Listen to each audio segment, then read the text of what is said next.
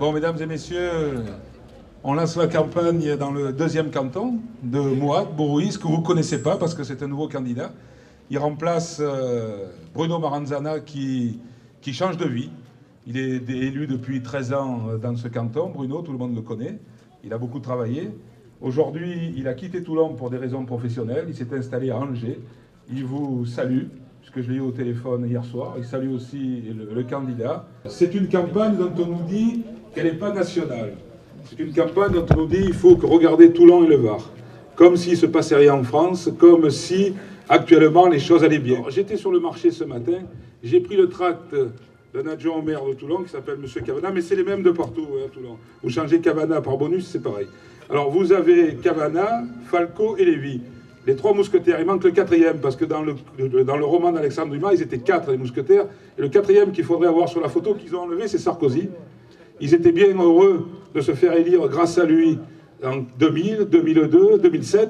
Aujourd'hui que le président est impopulaire, que sa politique est rejetée par la plupart des Français, notamment par ceux qui travaillent, eh bien Sarkozy a disparu des photos et l'UMP n'existe plus. Alors c'est une bonne nouvelle, on nous dit que l'UMP n'existe plus, elle s'est transformée en majorité départementale.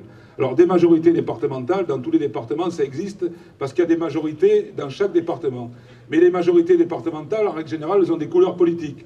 Dans les Bouches-du-Rhône, la majorité départementale, elle est socialiste, et elle s'affiche comme telle.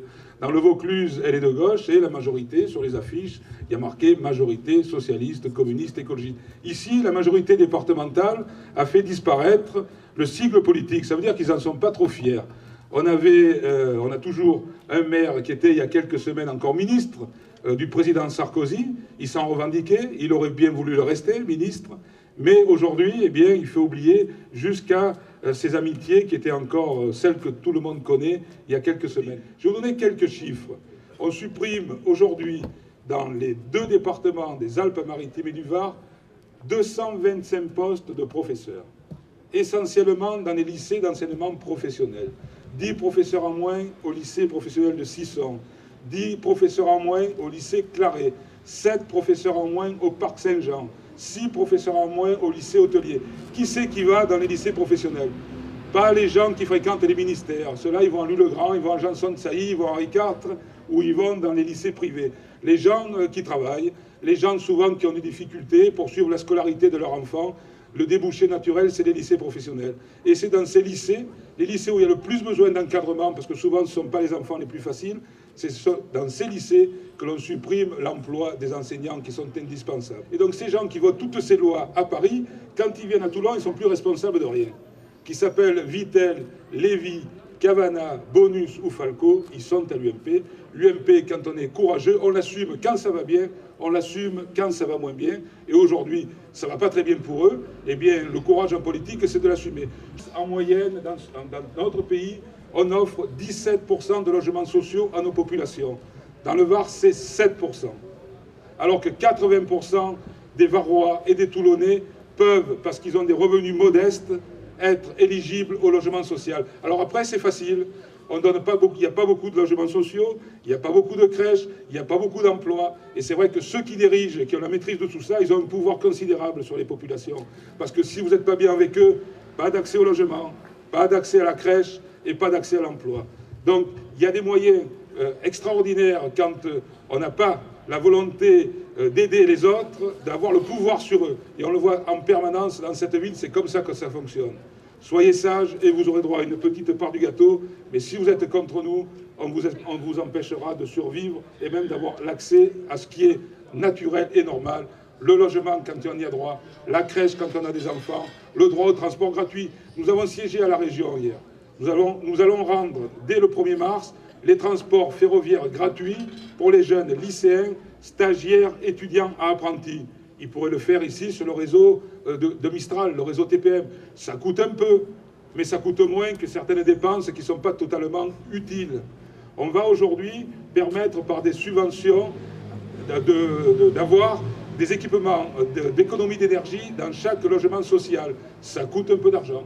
Mais si tout le monde s'y met, la région, le département, les communes, au lieu de rénover 25 000 habitations en 3 ans, on pourrait en faire 100 000. C'est seulement une question de choix et de volonté politique. Le jour des élections cantonales est considéré que ce ne sont pas des élections nationales, et dans ces cas-là, eh bien, on est dans la proximité, ce qu'ils essayent de faire, de vous dire, nous ici, on est à Toulon, à Paris, c'est Paris, mais c'est pas comme ça que ça se passe. Le soir des élections cantonales, on l'a vu d'ailleurs l'an dernier, quand Sarkozy a été battu aux élections régionales, 3 mois après, il y avait un remaniement ministériel, ce qui prouve bien que toute élection locale a des conséquences nationales. Et si la droite et Sarkozy sont battus ici et ailleurs, mais ça ne sera pas pareil pour les semaines et les mois qui arrivent. D'abord, ça voudra dire que Sarkozy sera certainement battu dans un an, et c'est quand même ça l'objectif. Ça voudra dire qu'ici, il faudra qu'ils écoutent un peu plus les gens et qu'ils ne croient pas qu'ils sont les propriétaires de la ville. La ville, elle appartient à tous les citoyens. Elle appartient ni au maire, ni à son opposition, elle appartient à tout le monde. La ville, elle se respecte, elle se partage, et on doit écouter même ceux qui ne pensent pas comme vous, plutôt que de rejeter, comme ils le font souvent trop facilement, les gens qui ne sont pas tout à fait d'accord avec eux. Donc voilà ce qu'on va dire dans cette campagne. On va parler de vous, on va parler des problèmes de logement, on va parler des problèmes de crèche, on va parler des problèmes de transport, on va parler des problèmes de formation, on va parler des problèmes de solidarité, et puis après on va parler des problèmes qui ne sont pas étrangers à ça. On va parler de la fiscalité, ça se passe aussi au niveau national. On va parler de la politique au sens noble du terme, c'est-à-dire du choix du citoyen, quand il est en désaccord, de sanctionner ceux qui gouvernent. Et ceux qui gouvernent, on les connaît, et on sait qu'aujourd'hui, le peuple de ce pays est mécontent. Donc voilà, moi, ce que je voulais dire, pour commencer, en vous remerciant d'être venus nombreux, pour d'abord connaître le candidat, savoir ce qu'il va faire, et je lui laisse la parole. Je laisse la parole à Moad, qui est notre candidat dans le deuxième canton.